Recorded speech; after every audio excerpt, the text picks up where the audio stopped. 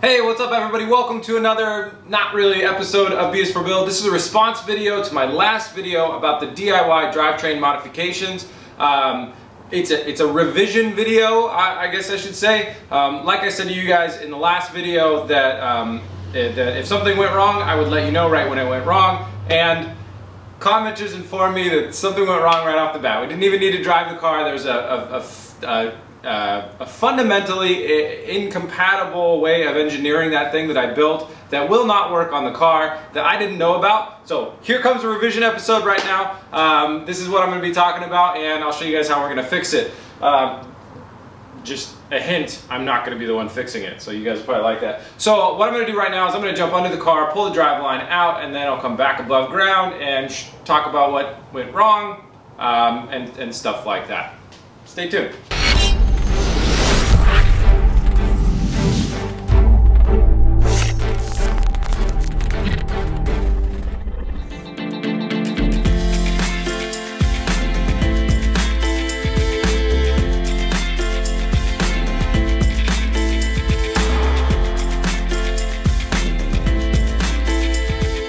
Alright, well, it was really hard to get the rear differential bolts out, but I finally did. Took me almost an hour. Anyways, here is the entire drive shaft out of the car, and I kind of wanted to talk about the engineering that went incorrectly in the last episode. So the first thing that I cut off of this second piece of the driveline in the last episode is called, I think it's called a slip yoke, but I'm not sure. But it's got a spline drive, and it came off, and it was a really shiny looking piece of thing like that, and that slid into the BRZ transmission. And what that does is it allows for essentially a varying length in your driveline, because when your suspension is at full sag, your driveline is making a diagonal up to the transmission, which means that you need a longer driveline. Then when your suspension compresses, it goes down. That driveline will then straighten up, and it's a more straight shot, meaning that you need a shorter driveline.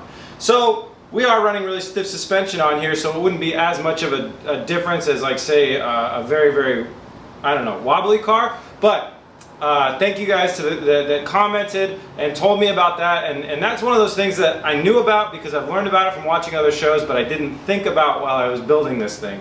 So I called a very, very good driveline shop, one that's like world renowned, that builds tons of race car drivelines, and I asked him about it. I said, okay, hey, I built this stupid thing. What happens if I run with it? And he said, you're going to destroy your transmission, like right off the bat. He said, you know, you do a hard launch or whatever, the car's going to squat, and it's just going to be hammering the back of that transmission over and over and over again, and it will destroy it. As well as, we didn't have a whole lot of wobble in this thing, and who knows how it would have been once we built a transmission mount, but the wobbling would have screwed up the back bearing of the transmission. So basically me trying to save the $800 or maybe even less on a driveline was going to eventually, maybe not in the first 100 miles, but probably soon after that or whatever, kill the transmission. As well as a lot of people think it might have broken and been very dangerous. Now, I don't know about that. I'll let you guys decide about that and how dangerous this thing would be if it breaks. But I guess I should say it kind of goes with any video that I make. If I'm doing a crazy DIY thing like this, it's do it at your own risk. I definitely said a couple times in that last video that, you know, this is not the right way to do it, but I'm going to try. So a lot of people said it's extremely dangerous what you're doing. That's not at all why I'm changing it, because I'm not so sure about how much I believe in that. But like I said, do all this stuff at your own risk. Any DIY stuff, I mean everything. This show is not meant to show you guys the safest way to do things. I have a background in computer software. If you need to learn how to make an app safely, I could teach you that. It starts by sitting down in a chair. That's pretty much the end of it. So, so yeah, like this show is not, I'm not a mechanic, I don't know what I'm doing, I was just trying something, and I learned very quickly that there's an engineering shortcoming, and so it won't work. So, garbage, but it's not going to the garbage, we're going to a drive shaft shop. There is a, like I said about the wait time on drivelines, it's huge. The really, really good company that I called, their wait time was like at least 6 weeks. That will not work. I want to have this car done before then. So we're going to a local drive shaft shop and we're going to see what happens. So now I got to see if I can fit this in the Evora. Do you guys want to see the Evora? I'll try and get it in there and we'll check it out. Here's the Lotus. The largest update is that this happened in the front. I got hit by a college student in front of my house. He left a note. I got a really tasty insurance settlement out of it. This is one of those things where I'm trying not to feature too many different cars on the channel, so I haven't taken the time out to fix it. But after this BRZ is done, you can guarantee that we'll be jumping on that and fixing the fiberglass there. And it was a pretty good payday considering I'm going to fix it myself. And let's see what else. I've driven about 3,000 or 4,000 miles on the car since we finished it. It's at like 7,300 something miles. So yeah, still haven't found airbags secondhand. If anybody sees those on eBay, I'm still looking for an airbag and a new dashboard. A driveline, a BRZ driveline does fit in this car. But yeah, I've been daily driving it. I stopped daily driving it a little bit because I was embarrassed about the crack, but then I just said, fuck it, you know, and I've been enjoying it. I got my custom Beast for Build license plate, which I'm pretty happy about. And yeah, other than that, it's been pretty great. I wish it wasn't cracked in the front, but I'll fix that up soon. What does it need as far as what I've learned from it? I need to improve some of the power steering stuff. One of the DIY hoses that we did was it works, but it makes a little bit of a creaking sound, which I don't like because it's limiting the flow from the power steering. The bumper needs to be fixed, and we need a proper alignment. Or I could just improve the string alignment. I just need to take the time to do it. It's not really that hard.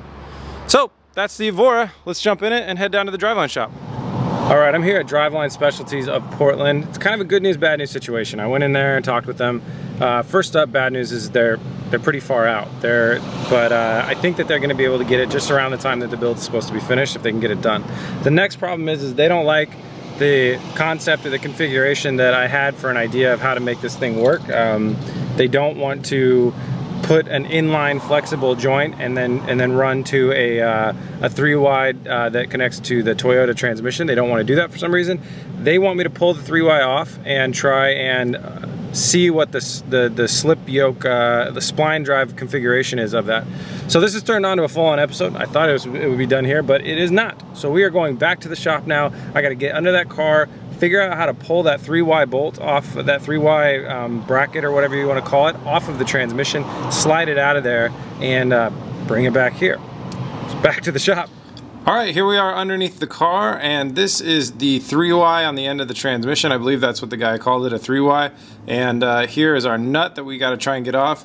Unfortunately, you can probably see right here there's like a little indentation, and they hammer side of the nut in there, I believe, to just like lock it in there. So we're gonna have to kind of chisel that back out, and then I'm gonna have to probably go buy a very, very large socket and maybe even a pry bar, and we'll pull that guy off. Let's see how it goes.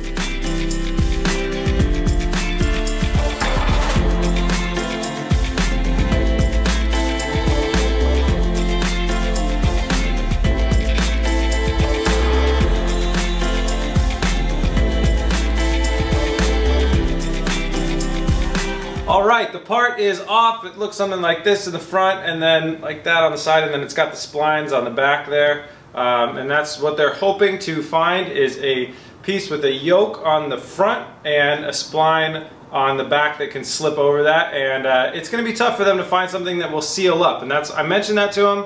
So I don't know, he's got an idea in his head, he wants to go that way. I wanna do this, and then a guibo, and then another one of these on the end of my driveline, and then bolt that all together. That's kind of closer to what the stock 2JZ transmission, this transmission, had to its stock driveline. Kind of much closer to that configuration. So that's what I'm rooting for, but I'm gonna let the specialists, since they are specialists, figure it out. So that's about done. I can't go down there now because they're closed. So I'll get down there, drop that off, and then it's all in their hands, and I'll let you know when I get it back, and we'll show the install. So yeah, you know, moral of the story is I kind of lost track about the fact that I really need this car to be reliable. Reliability in my builds is very important for me in most of the builds because I have so many cars. I need to know that I can just kind of jump in one and take off and drive and take it for a spin. Especially this is going to be a car very much like that. Like I probably won't drive it a lot in the rain because it'll probably have a lot of trouble with traction and stuff like that. So when the summer comes around or we get a dry day in the winter and I want to just be able to jump in and drive it off, I don't want to have to worry about the driveline. And with always, you know, as soon as I finish this car, I plan on road tripping it down to California and racing it against a couple of my buddies.